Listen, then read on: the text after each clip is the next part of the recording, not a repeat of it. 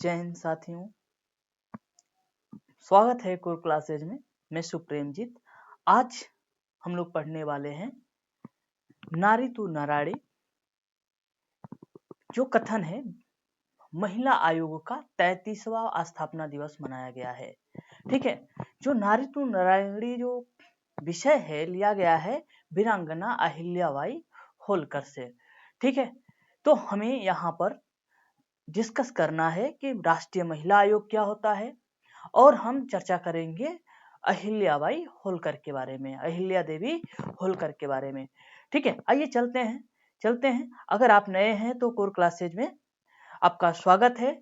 और core classes का जो डेली का हम लोग चर्चाएं जो करेंगे, जो अच्छे न्यूज लेकर आएंगे, उनको प्राप्त करने के लिए टेलीग्राम को ज्वाइन कर लीजिएगा, कोर क्लासेज। ठीक है, और सब्सक्राइब कर लीजिएगा चैनल को, ताकि हमें भी सहयोग हो सके। आइए, ठीक है, एक क्वेश्चन है कि अगर किसी महिला को अन्याय या शोषण का सामना करना पड़े तो वह किस संस्था से मदद ले सकती है।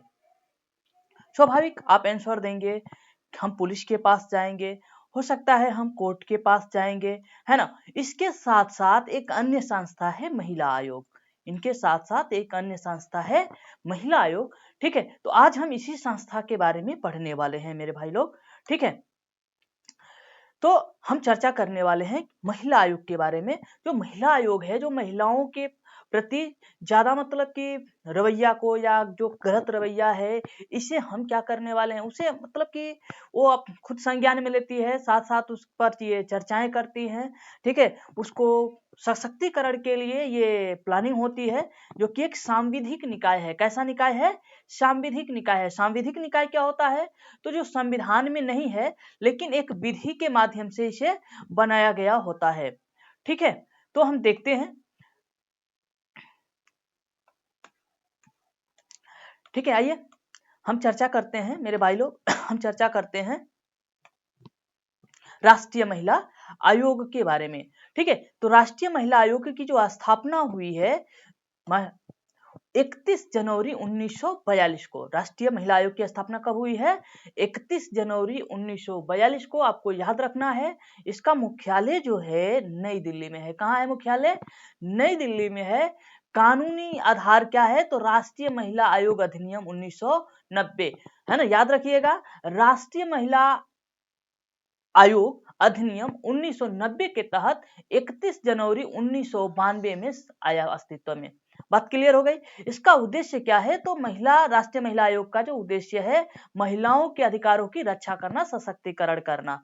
ठीक है, जो राष्ट्रीय महिला आयोग भारत में महिलाओं के अधिकारों की रक्षा करने और उनके हितों की रक्षा करने के लिए एक वैधानिक निकाय है। कैसा निकाय है मेरे भाई लोग? एक वैधानिक निकाय है। इसका गठन 1992 में, मैंने बताया कि 1990 के अधिनियम के तहत, है ना, राष्ट्रीय महिला आयोग अधिनियम 1990 के तहत 1992 में अस्तित्व में आया। ठीक है, इस बार 33वां राष्ट्रीय आयोग, ये इस बार जो है मेरे भाई लोग 33वां राष्ट्रीय महिला स्थापना दिवस मनाया गया है। और इसका जो थीम था, विषय था, ठीक है, इसका स्थापना दिवस मनाया गया है, इसका थीम था नारी टू नरायणी। नारी टू नरायणी, ये अहिल्या देवी होलकर से प्रेरित होकर ये थीम लिया गया है मेरे भाई लोग। और ये अहिल्या देवी होलकर क्या है, तो हम इनके बारे में अब चर्चा करने वाले हैं। ठीक है, तो इन्हें न्याय की देवी की संज्ञा दी गई है। इन्हें न्याय की देवी की संज्ञा दी गई है। क्यों दी गई है? तो ध्यान से देखिए कि ये बहुत न्यायप्रिय ये व्यक्तित्व वाली महिला है, अहिल्या देवी होलकर। ठीक है, इनके इकलौते पुत्र थे मालेराव होलकर। मालेराव होलकर, जिन्हें इन्होंने न्याय के लिए, है ना, न्याय के लिए इनको अपने ये हाथी से कुचलकर मृत्युदंड दे दिया। ठीक है, तो आइए इनके बारे में हम अच्छी तरह से स्पष्ट रूप से जानते हैं। ठीक है, देखिए इनका जो पूरा नाम है, इनका जो पूरा नाम है महारानी अहिल्या देवी होलकर का जो जीवनी है, इसके बारे में हम जानना चाहेंगे कि अहिल्या देवी होलकर का जीवन परिचय का योगदान। तो पूरा नाम महारानी अहिल्याबाई होलकर। ठीक है, 31 जनवरी 1925 को चौड़ी गांव अहमदानगर सॉरी माफ करिएगा, अहमदनगर महाराष्ट्र में है। इनके जो पिताजी का नाम है मानकोजी शिंदे, पति जो है खांडेराव होलकर है, ससुर मल्हार राव होलकर है, गौतमाबाई होलकर, ये सब याद रखना नहीं है। याद रखना है माल्यराव होलकर, ये इनके पुत्र हैं जिन्हें इन्होंने हाथी से कुचलवाकर मृत्यु दंड दिया था। ठीक है, इनकी जो पुत्र वधु है अर्थात मालेराव की जो पत्नी है मुक्ताबाई है। ठीक है, मृत्यु कब हुई थी इनकी? तो 13 अगस्त 1795 में महेश्वर मध्य प्रदेश में। ठीक है, अहिल्या देवी का जो जन्म एक स्थान एक सामान्य मराठा परिवार में हुआ है। उनके पिता मानकोजी शिंदे एक ग्राम प्रधान थे। उनके बचपन में ही होलकर वंश के संस्थापक मल्हार राव होलकर की नजर उन पर पड़ी।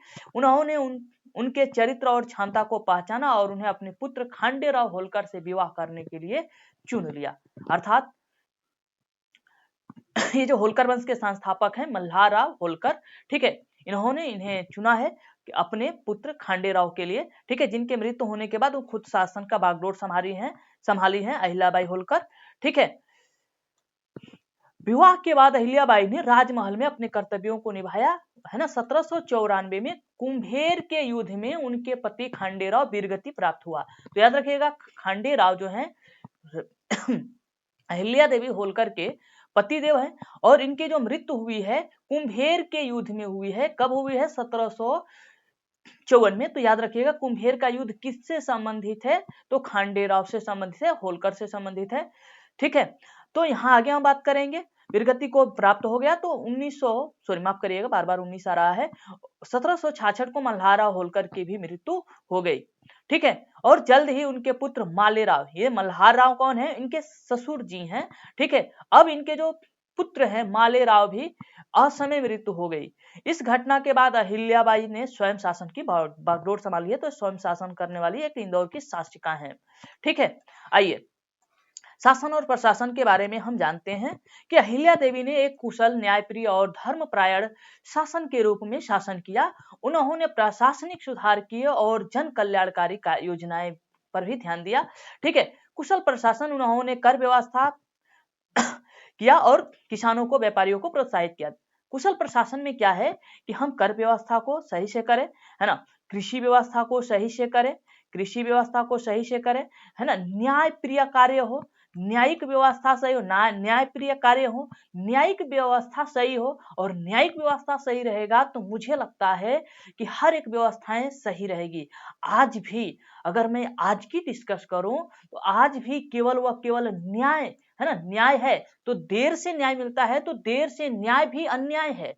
बात समझ में आ रहा है ना? अगर मैं कहूं कि अगर न्याय प्रणाली को संभाल लिया जाए आज के डेट में, न्याय प्रणाली को केवल व केवल मूल रूप से न्याय प्रणाली को अगर संभाल लिया जाए, सही कर दिया जाए, त्वरित कर दिया जाए, ठीक है, तो मुझे नहीं लगता है कि किसी अन्य प्रॉब्लम है मेरे देश में आज के डेट में। ठीक है, अगर संविधान का अनुपालन करते रहे तो। आइए, कुशल प्रशासन तो हमने चर्चा कर लिया है। सैन्य शक्ति, ठीक है, सैन्य शक्ति, उन्होंने एक शक्तिशाली सेना तैयार किया और बाहरी आक्रमणों से राज्य की रक्षा किया। ठीक है, न्याय प्रणाली, वे अपने दरबार में प्रतिदिन जनता की समस्याएं सुनती थी और न्याय करती थी। और मैंने बताया है अभी कि वो न्याय के लिए अपने पुत्र को हाथी से कुचलवाई थी। ठीक है, तो कितना न्यायप्रिय है। और याद रखिए न्यायप्रियता बहुत बड़ी चीज होती है अपने आप में। अगर न्यायप्रिय कोई समाज है तो उसमें आराम से रह सकते हैं, किसी भी प्रकार का कोई दुखद घटनाएं भी आसानी से नहीं आने वाली हैं। आइए चलते हैं। न्यायप्रिय का मतलब समझ रहे हैं ना, हर एक कार्य को देखा जाएगा। जैसे मैं, है ना, पेड़ लगा रहा हूं तो एक न्यायप्रिय तो कार्य है, लेकिन पेड़ काट रहा हूं तो ये सबके लिए अन्याय है, क्योंकि उससे निकलने वाला ऑक्सीजन केवल मुझे नहीं मिल रहा था, अगल बगल के लोगों को भी मिल रहा था। ठीक है, उनसे मिलने वाली छाया केवल मुझे नहीं मिल रहा था, वहां पर उपस्थित पक्षी, जीव जंतुओं को भी मिल रहा था।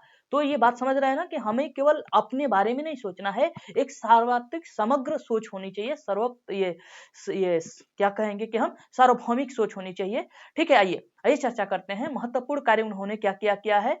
तो महत्वपूर्ण कार्य में उन्होंने काशी विश्वनाथ मंदिर का पुनर्निर्माण कराया। तो कहीं क्वेश्चन आ सकता है कि अहिल्याबाई होलकर या अहिल्या देवी होलकर ने काशी विश्वनाथ मंदिर का पुनर्निर्माण कराया है। तो याद रखिएगा, हाँ, उन्होंने कराया है। ठीक है, उसी तरह से महेश्वर नर्मदा तट पर को राजधानी बनाया। ठीक है, तो राजधानी कहाँ बनाई थी अपने राज्य का? ठीक है, तो याद रखिएगा महेश्वर। ठीक है, नर्मदा तट नदी का ये तट है। ठीक है, इसके बाद सोमनाथ गया सोमनाथ, एक मिनट बस,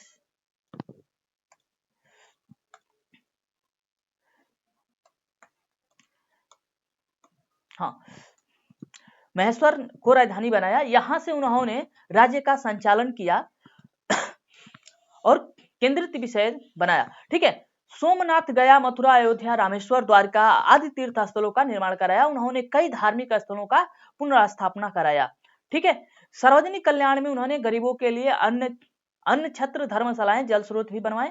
व्यक्तित्व और आदर्श क्या है उनके, तो वे धार्मिक होते हुए भी कट्टरता से दूर थी। याद रखिएगा, कभी भी कोई भी धर्म कट्टरता को सपोर्ट नहीं करता है। अगर वो कट्टर बनने की कोशिश कर रहा है तो वो बिल्कुल अपने धर्म को ही नहीं मान रहा है, क्योंकि कोई भी धर्म कट्टरपन का ये सुझाव या ज्ञान नहीं देता है। ठीक है, तो वे धार्मिक होते हुए भी कट्टरता से दूर थी, वही तो धार्मिकता है। उन्होंने स्त्रियों को सशक्त बनाया और समाज सुधार के लिए कार्य किया। वे संत, विद्वानों और कलाकारों का संरक्षण दिया। याद रखिएगा, कोई भी विद्वान व्यक्ति रहेगा, कोई भी एक अच्छा सुधारक रहेगा, वो हर एक विद्वान का, हर एक अच्छा सुधारक का, हर एक कलाकारों का सम्मान करेगा, संरक्षण देगा, अगर वो सही आदमी है तो। आइए, मृत्यु के बारे में, उन्होंने विरासत की बारे में बात कर रहे हैं। ठीक है, तो देखिए, एक मिनट,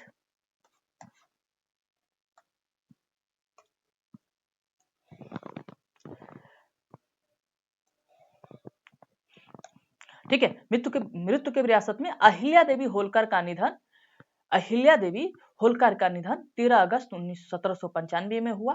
उन्होंने एक महान शासक, कुशल प्रशासक और परोपकारी रानी के रूप में याद किया जाता है और उन्हें लोक माता महेश्वरी देवी के नाम से जाना जाता है। क्लियर है, महेश्वरी देवी किन्हें कहा जाता है, तो याद रखिएगा ये अहिल्याबाई होलकर को। ठीक है, एक वैज्ञानिक, ये सॉरी, एक इतिहासकार हैं, ब्रिटिश इतिहासकार हैं मेरे भाई लोग। ठीक है, और उन्होंने उन्होंने इनको, एक मिनट, एक मिनट, इन्होंने इनको संज्ञा दिया, किसकी संज्ञा दी, दार्शनिक रानी की, है ना, याद रखिएगा, इनको संज्ञा दी दार्शनिक दार्शनिक रानी की, दार्शनिक रानी की संज्ञा दी। किन्होंने दी, तो ब्रिटिश इतिहासकार हैं, जान के बस जान है, कोई और होगा। ठीक है, तो यहाँ पर मुझे बस जान शब्द मिल रहा है कि जान ब्रिटिश इतिहासकार थे जिन्होंने अहिल्याबाई होलकर को, अहिल्या देवी होलकर को दार्शनिक रानी की संज्ञा दी और इन्हें लोक माता के नाम से भी जाना जाता है, महेश्वरी देवी के भी नाम से जाना जाता है। ठीक है, तो आज की क्लास में बस इतना ही। ठीक है, इस क्लास को सब्सक्राइब कराइए, कोर क्लासेज में हमेशा स्वागत रहेगा। ठीक है, इसको शेयर करते रहिए, ऐसे प्राप्त करने के लिए नॉलेज को, इस क्लास को और से ज्यादा बड़ा बनाइए। ये परिवार आपका है और आपका हमेशा स्वागत करता रहेगा। धन्यवाद।